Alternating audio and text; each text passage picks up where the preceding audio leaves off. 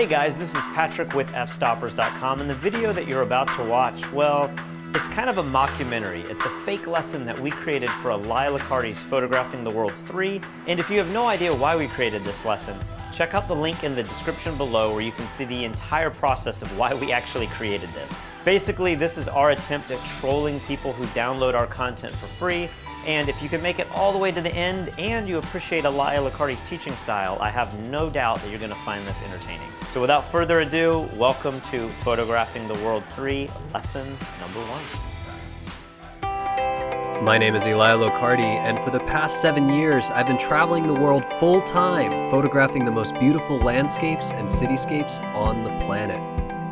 In 2014, I teamed up with Fstoppers to produce Photographing the World, an in-depth video tutorial series where I teach my entire photography workflow both in the field and in post-processing.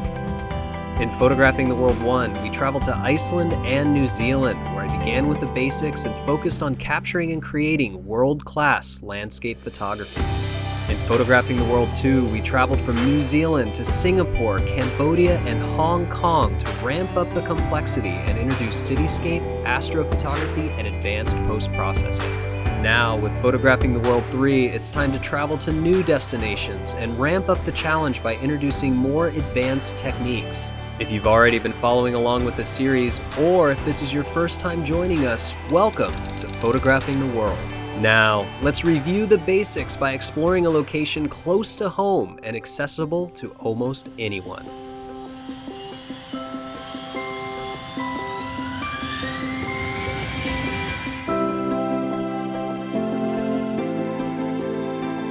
Welcome to Olive Garden, everybody. We are in North Charleston, South Carolina. 2 years ago, when we released Photographing the World 2, we actually were able to travel to Italy and focus on beautiful Italian villages, architecture, and the Blue Hour. But now, a couple years later, we've been listening to the comments and getting feedback, and a lot of people said, well, what if I can't afford to travel to Italy? So in this case, we decided to not start Photographing the World 3 in Italy and bring Italy to you. Throughout this tutorial, we're not only going to be learning about photography in these beautiful destinations, we're also going to be learning about the destinations themselves. So let me go ahead and fill you in on some fun facts about this fine establishment. Many people don't know the history, but Olive Garden was originally founded by a unit of General Mills Company, and the first one was opened in 1982 in Orlando, Florida.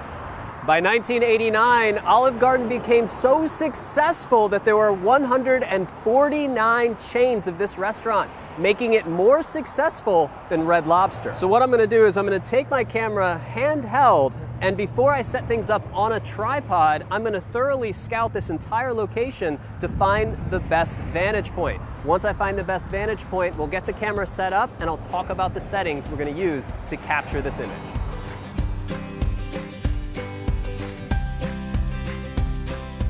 I decided to start in the northeast corner of the parking lot, and it's kind of the backside of the Olive Garden, and I really like the shape of the building. We have the largest part of the restaurant right here in front of me, and it kind of diminishes down and creates some really nice natural leading lines, but I do have a couple problems. And one, I get the mall, and I'm also getting the Pier 1 Imports sign in the background, so I really want to try to isolate this as a feeling like we're in Italy or a feeling like we're just at the Olive Garden. I feel that one, this isn't the main facade of it, even though it has the logo, and two, I'm a little worried about including the Pier 1 logo in this scene.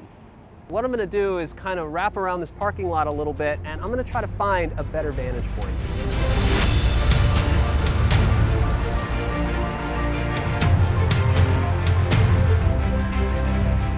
Now, I've actually walked around the building. I'm currently sort of the northwest corner, and I already like it better. The shape of the building is actually really nice. It sort of has that same diminishing value where the bulk of the building's in the main center of the shot, and then the smaller parts of the building sort of lead outside of the frame. So it's gonna be that classic three-quarter building perspective, which I really like.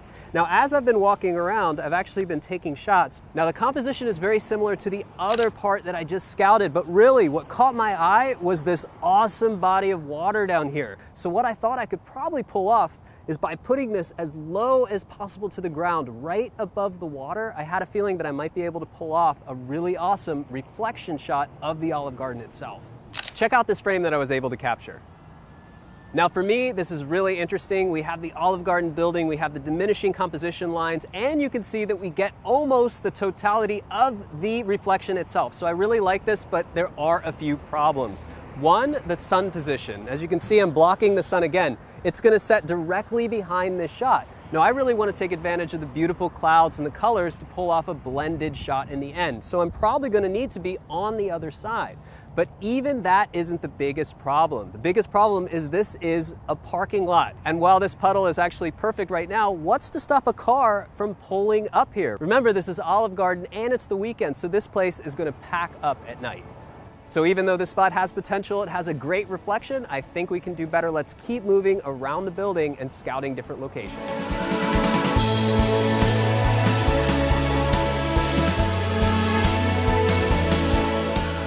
Here I am set up on the southwest corner. You can see that sun is still tracking off here to my right. So I had this idea. There's these beautiful trees. And these trees, you know, these trees can be anywhere in the world. In fact, I think I've seen these trees in Italy. Using the framing gives me a couple good opportunities here. One, I can sort of use the branches to mask out the cars in the parking lot while framing the logo in the branches itself. Now I decided when I took the shot to focus on Olive Garden and leave the branches on a soft focus. And you can see it has potential. The branches hide the majority of the parking lot, but the Olive Garden feels like it's really far away. I don't feel like it's gonna give the essence of the building and architecture itself. So at this point, I'm actually gonna retrace my steps, and that first location where I was standing actually happened to be the best, so I'm gonna go ahead and set up over there to capture the final shot. Now I know sometimes you might arrive on location and think you found the best spot right away, but that's not what a real photographer does. A real photographer will always circle the entire fast food restaurant to find the best vantage point. As a general rule, I like to arrive on location early, but we scouted quite early for this scene and ended up with about 2 hours to spare before sunset, so we decided to sample some of the cuisine of the location we're intending to photograph tonight. Now often when we're shooting and we're on the road, we might be in desolate or isolated locations, and food can be rather scarce. So it's actually a nice treat to have food literally on location. So I was able to review the files, get a really nice meal, and now the sun's about to set. Need to finish up the wine, head out, get back on location. So here we are, back exactly where we started. The first place that I picked ended up being the best choice. Now before I get into the specific camera settings themselves, let me go ahead and talk about the composition I've chosen. I have to admit, being backed up this close to the road is a little bit tricky because it would be easier to stand back and zoom in, but that would obviously be very dangerous. So I'm stuck kind of in this grassy area here, and I want to be able to frame the Olive Garden sign, the roadside sign, and use it next to the sign on the building itself. Even though I like the two signs and I like having that street light in the shot, I feel it is way too wide. So let's try to zoom in a little bit and see if that helps the composition. All right, so here's another shot. What I've done is I've gone to the other extreme. I've zoomed all the way into a 35mm equivalent. I feel like if I find a happy balance in between, in other words, if I zoom out just a little bit, I'll be able to get the best of both worlds on this composition. So let's set this up one more time and see what we get. All right, so I zoomed out slightly just to pull back a little bit, make it seem like the Olive Garden is set back a little bit further, and more importantly, changing the scale of the roadside sign. So my thought is here, at this composition, once the sun goes down, that sign is going to illuminate, and so is the building behind me, and it's gonna give me really nice artificial light, and that's gonna work really well against the blue hour sky. In July of 2014, Olive Garden decided to completely redesign their logo and also enable online ordering. And that brings up a really interesting point. It's just like all of the buildings going up in Dubai all the time. Hey, fuck you too! Every time you shoot the cityscape, it could literally change month to month. So it's a good example when you're even shooting places like Olive Garden. Right now, you could love the logo on the sign, but who knows? In another couple of months, it could be completely different. So it's a good lesson to shoot it while you have the opportunity. Now I have to admit, I have never shot in this location. I've actually never even been to this Olive Garden, so anything could happen. A lot of things could go wrong here. What if a car decides to just park right in the middle? I'm gonna stay here and I'm gonna shoot a series of exposures over time to compensate for it. just so I can get a clean frame with no cars in front. Or maybe I want cars, so I have a frame with cars, or I don't want people, or I want people. I want to make sure that I stay all the way through sunset and shoot all the way through blue hour, so I make sure that I have every frame I might potentially need to compose my shot. In 2010, Olive Garden grossed $3.3 billion, which was way more than their closest competition, Carrabba's, which only grossed $640 million. Now that I've walked you through step by step of the composition choice that I've made, let's talk about the camera settings themselves. First of all, I'm shooting about 28 millimeter and I'm very close to this sign. So what I've done is I've composed the sign with the building itself. So I've decided to use f11 and focus on the background being the Olive Garden sign on the building. The next thing is I'm shooting in aperture priority mode and I'm shooting at ISO 200, which is the lowest native ISO on this camera. I also have auto exposure bracketing enabled with 3 exposure brackets. Reason being is that sky is really light on the background and it's really dark on the foreground. I'm also kind of looking at that Barnes & Noble logo over there and Pier 1 over there. Those signs are really bright. There's a chance that as it gets dark outside, the strength of light from the surrounding signs could also help to illuminate this shot.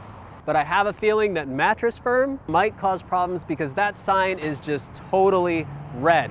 And nothing makes shooting these environments worse than just solid red lighting. Interesting fact, in 2012, Olive Garden became one of the first companies to limit their employees' hours to part-time only in an effort to curb their spending for health benefits. All right, so everything's set. Interval timer mode is functioning, is shooting every 2 minutes. Now it's just time to wait for the perfect blue hour. A little time has passed, and I have to say I'm really excited, guys. The sign's starting to light up, the building's lighting up, we're getting a beautiful blue hour, even the lights from the surrounding things, Pier 1, T-Mobile, Outback Steakhouse, Barnes & Noble, they're all doing their job to help illuminate this beautiful scene right here. Right at this moment, I've been shooting for a little while. I'm not gonna change a thing. I'm gonna leave this in this composition. I'm gonna continue to let the interval timer mode capture every 2 minutes. Then after it's done shooting, we're gonna be able to see at what point the sky lights up to its perfect blue and at what point the lights on the building itself look the best. Well, that about wraps things up here at Olive Garden in North Charleston. Next time I see you guys, we will be in the post-processing studio. But before I go, I have to admit, I'm gonna head back into Olive Garden and pick up some of my favorite wine for the editing process.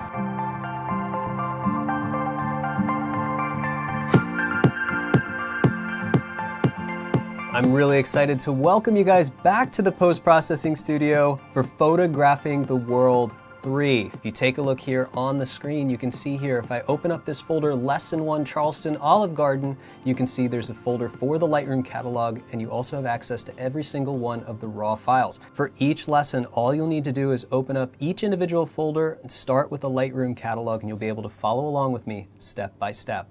So let's go ahead and open up the first lesson, Lesson 1 Charleston Olive Garden. For this lesson, I've actually brought in a few different raw files. Let's go ahead and take a look at them here. Now, obviously, Olive Garden is a slammin' business and a booming metropolis of delicious and tasty food. So it's busy. So throughout that time, you can see with my bracketed exposures, there was, let's say here, there was a car in the parking lot. And while those lights look pretty awesome at f11 with that lens flare, it's still a little bit too much for the frame.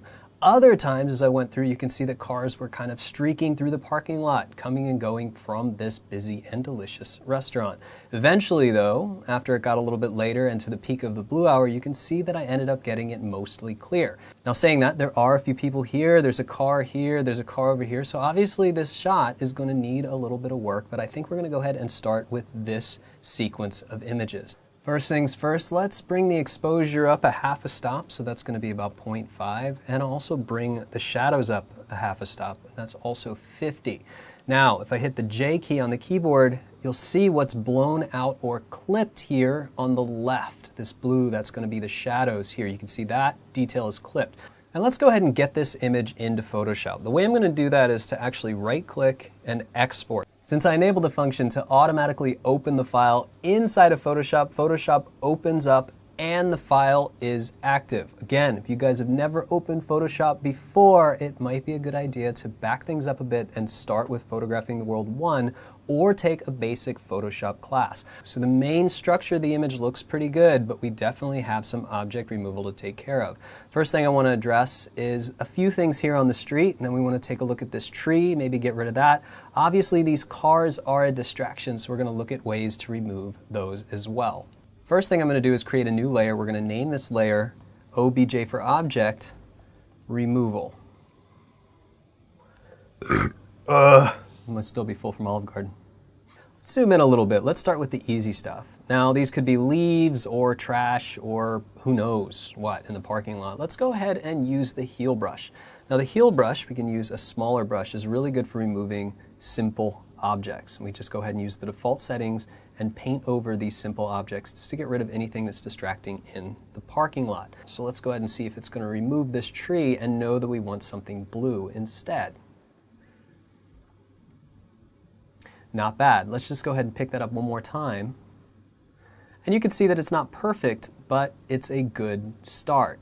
Now with that in mind, I can actually switch to the clone stamp, which is S on the keyboard, and I can change this. Now I want to use a flow of about 10 to 20%, and I'm just going to sample some of this color. So just some of that color, just like that. And we'll sample some of that sky color. Then what I'm going to do is use the marquee tool to select a portion of this image. And I'm going to create a new layer via copy with Command J on the keyboard. Now, stay with me here. I'm going to go Command T, transform, and I'm actually just going to scale this image just like this. And I'll hit Enter. Now, if you looked at this, you wouldn't actually be able to tell that the image was scaled. The tree just looks a little bit more oblong in shape, and so does this light. So I was able to get rid of that part of the sky that was bothering me without having to do any complex cloning. So what I actually want to do is create some of the parking lot here and part of this bush. We're going to Command J once more to create a new layer, Command T to transform, and I'm actually going to scale this side out too, just till that car disappears, just like that. Now, you can see this little edge here. We have an edge, I'll show you, just there in the parking lot. We create a mask just by clicking the new mask, select the paintbrush, select black, a low flow of about 10%. I'm just going to fade out that line. If you're shooting an Italian restaurant and there are cars in the parking lot, you can leave the cars if they're Italian cars. But this is like a Honda Civic or something, and it's blue. So I say those rules apply, we'll get rid of it. Now what I'm actually going to do is using the lasso tool, I'm going to draw around the sign here. So I'm going to keep this sign intact, and then I'm just going to draw some lines like this, like I'm continuing the shape of the top of the bush. And let's just say that it goes all the way up there. Let's say this hedge continues, and I'm going to create a mask. Now, back up a little bit, use the clone stamp, hold Option, sample an area around here, bring the flow up to about 30%, and I'll just go ahead and paint in more of the shrubbery here, just like that. And you can see that, again, this is sort of an infinite wrapping detail, which is kind of nice.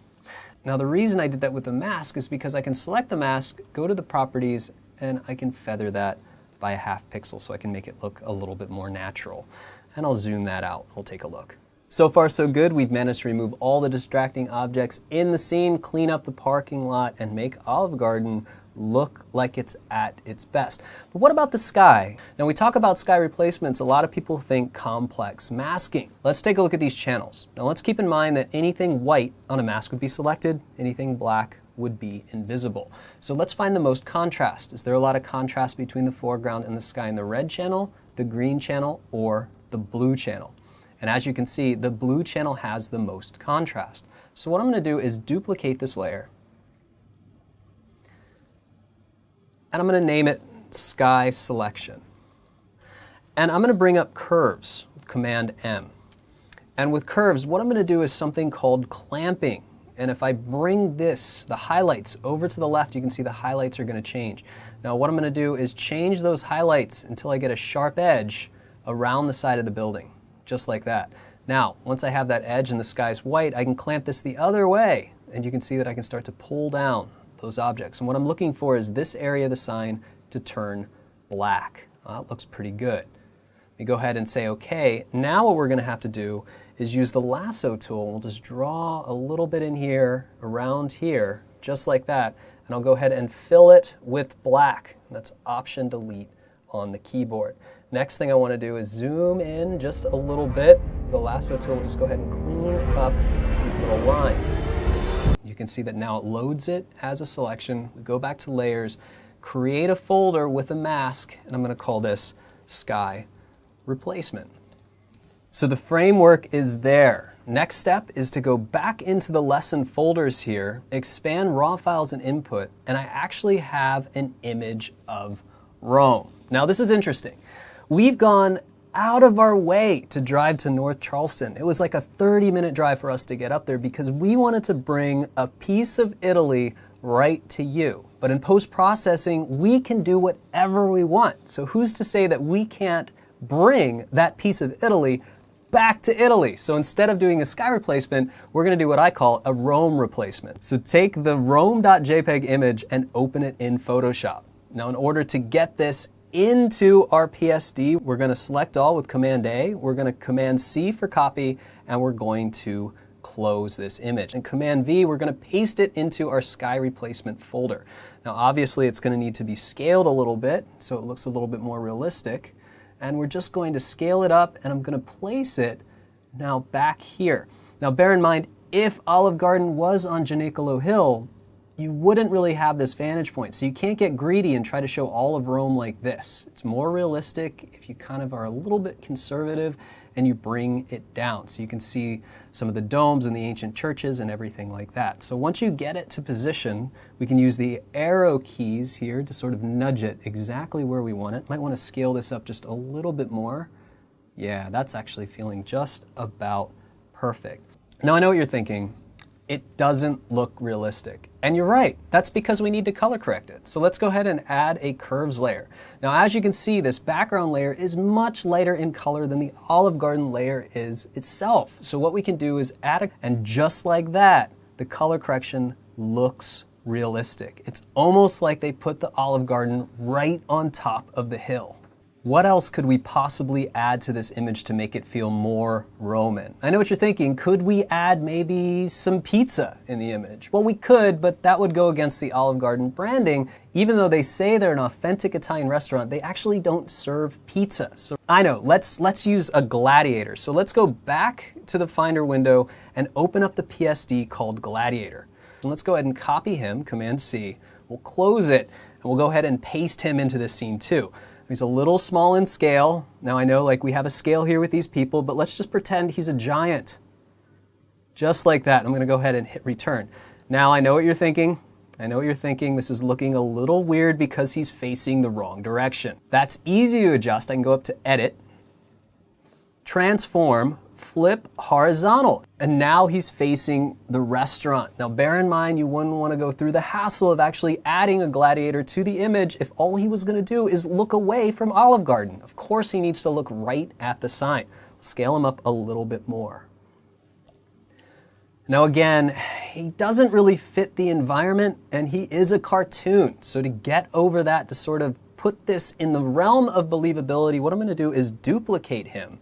And underneath here, I'm actually going to lock the transparency of the layer and fill it with black. Now, stay with me here. Underneath now, I have the black layer of the gladiator. I'm actually going to transform it.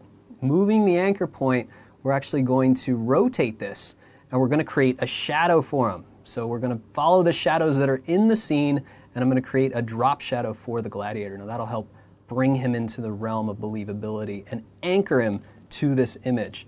Obviously that shadow's a little bit too harsh. Let's turn down the opacity, go up to Filter, Blur, Gaussian Blur.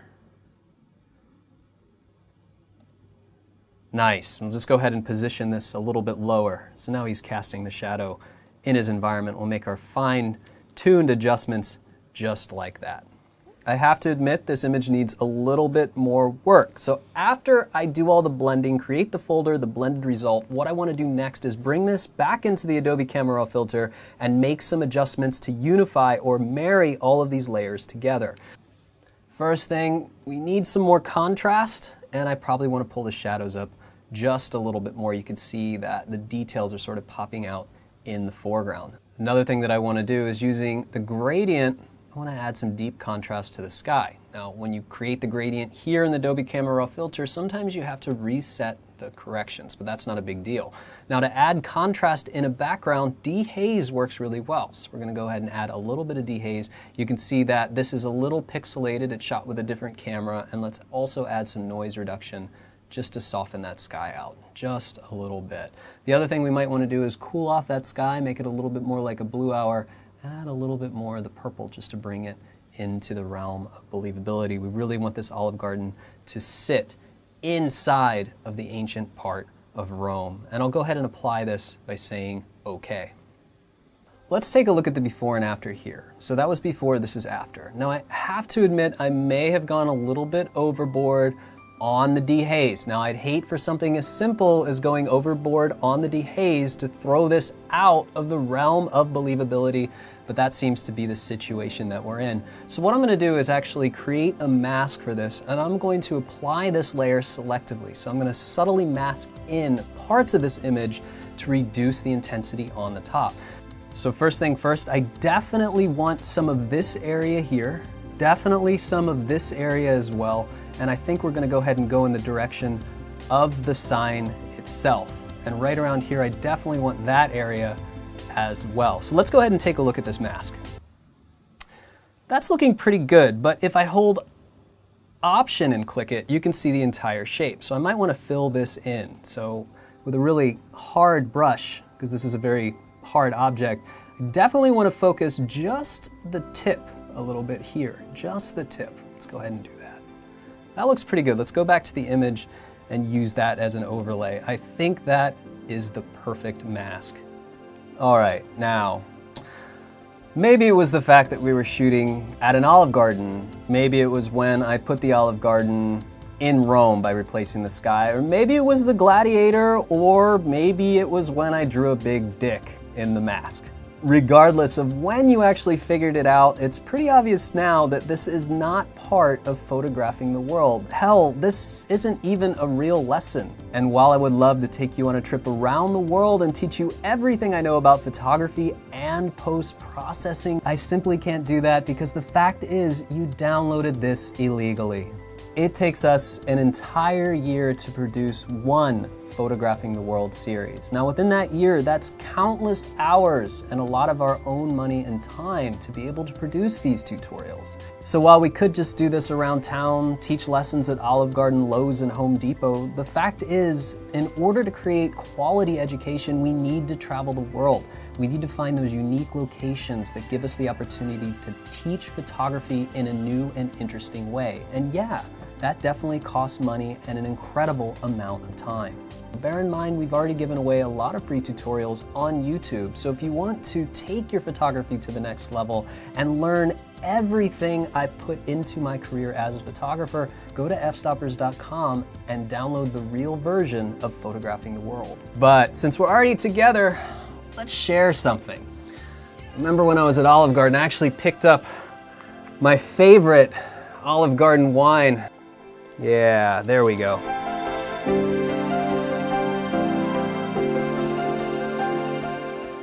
Yeah, that's the good stuff.